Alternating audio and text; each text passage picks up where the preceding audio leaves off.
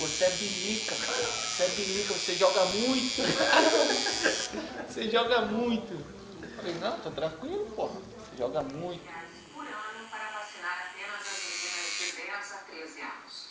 Uma boa notícia para o ex-presidente. O ex-presidente Lula, estamos podendo notar muito mais otimismo, tranquilidade por parte dos assessores. Isso aí?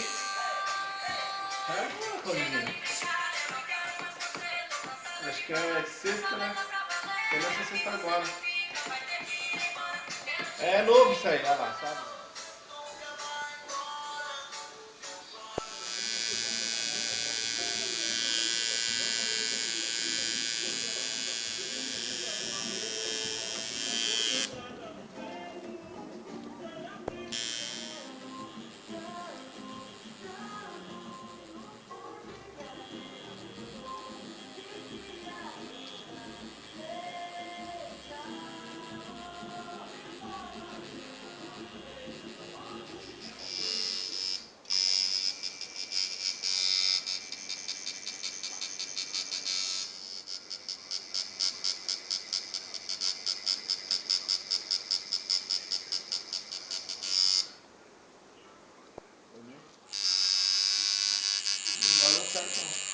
Pediram muito.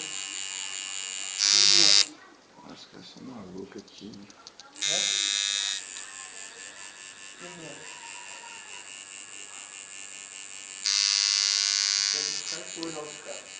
É?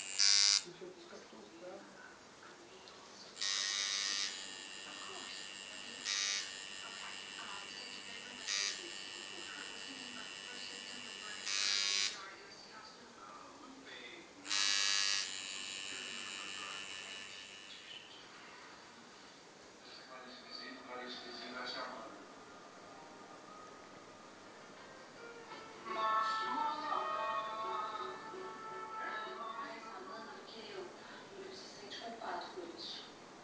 Eu também me sinto culpada.